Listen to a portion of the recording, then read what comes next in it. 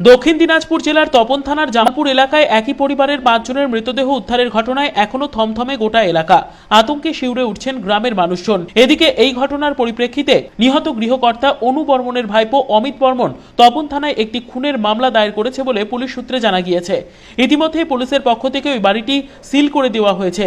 পাশাপাশি ঘটনার তদন্তের জন্য ফরেনসিক বিভাগের দ্বারস্থ হয়েছে জেলা পুলিশ। এ বিষয়ে আমরা কথা বলেছিলাম নিহত অনু বর্মনের ভাইপো তথা অভিযোগকারী অমিত বর্মনের সাথে। তার দাবি অনু বর্মন আত্মহত্যা করতে পারেন না। তিনি আরো জানান, ওই ব্যক্তি যদি সকলকে খুন করে নিজে আত্মহত্যা করেন তাহলে ধারালো অস্ত্রটি পুকুরে কেন ফেলে আসলেন। পাশাপাশি অনু বর্মন ক্যান্সারে আক্রান্তও ছিলেন না এবং মানসিক বিকারগ্রস্তও ছিলেন না বলে জানিয়েছেন অমিত। তার যক্ষা ছিল এবং নিয়মিত ওষুধে সুস্থ ছিলেন তিনি। এরই পাশাপাশি গত কিছুদিন আগে অনু বর্মন জমি বিক্রি করেছিলেন। সেই জমি বিক্রির টাকা এবং সোনার গয়নাও ঘর থেকে উধাও বলে দাবি অমিতের। আলমারির লকারও ভাঙা রয়েছে বলে দাবি তার। তাই পরিকল্পনা মাফিকই প্রত্যেককে খুন করা হয়েছে বলে অভিযোগ অনুর ভাইপোর। তাই ঘটনার উপযুক্ত তদন্ত করে বিচারের দাবি জানিয়েছেন তিনি। 33 শতক জমি বিক্রি করলো। 33 শতক জমি বিক্রি করে ব্যাঙ্গালোরে গেল। ব্যাঙ্গালোরে যেয়ে ডাক্তার দেখে সে বললো যে তোমার একটু ওষুধ নিলে এটা ঠিক হয়ে যাবে, তোমাকে অপারেশন করতে হবে না। তারপরে আমার কাকু 6 মাসের মতো ওষুধ নিয়ে আসলো। আবার 6 মাসের মতো ওষুধ নিয়ে এসে বাড়িতে আসে তো 1-1.5 মাস পরে তারপরে এরকম অবস্থা।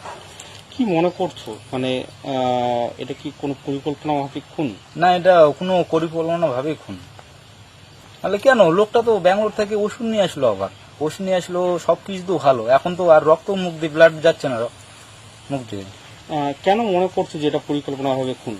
কি কারণ হচ্ছে আমার কাকু ওখান থেকে সবকিছু সম্পূর্ণভাবে চিকিৎসা করে আসলো, সম্পূর্ণ ভালো। কিন্তু এর আগে তো এত ব্লাড গেছিল, তখন তো এরকম কাজ করতে পারিনি, তখন তো এরকম কাজ করিনি। কেন এখন কেন এরকম করলো? হ্যাঁ, এখন তো ব্লাডও যাচ্ছে না মুখ দিয়ে আসলে। আর এটা জিনিস, জমি বিক্রির টাকা ছিল, হ্যাঁ, জমি বিক্রি করার টাকা ছিল, 3 লাখ টাকার মতন ছিল। আবার 3 ভরির মতন সোনা ছিল, সোনা দানা কিছু নাই। আবার আচ্ছা, যদি নিজেই খুন করতো তাহলে সোনাগুলো কি করতো? খাই হয়েছে।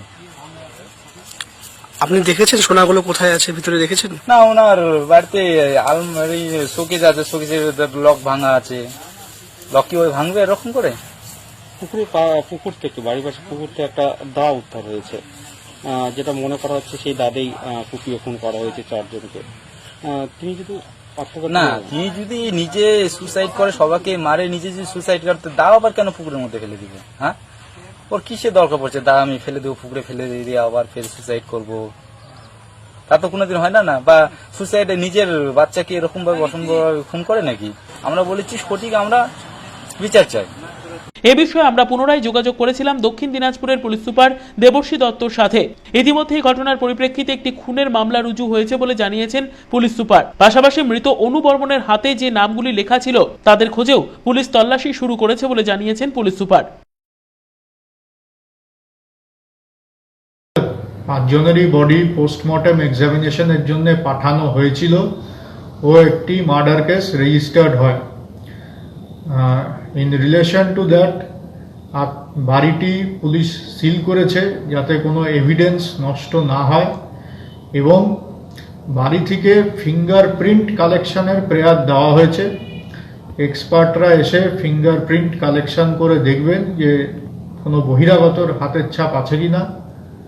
ও পোস্টমর্টেম রেজাল্ট আমরা আশা করছি খুব তাড়াতাড়ি পাব এবং ফরেনসিক এক্সামিনেশনের রেজাল্টও।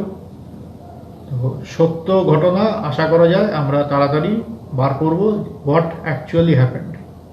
স্যার, এই বিষয়ে কি এখনো পর্যন্ত কাউকে জিজ্ঞাসাবাদের জন্য আটক বা অন্য কিছু করা হয়েছে? জিজ্ঞাসাবাদের জন্য আটক করা হয়নি, তবে জিজ্ঞাসাবাদ ইন দ্যাট লোকালিটি করা হচ্ছে।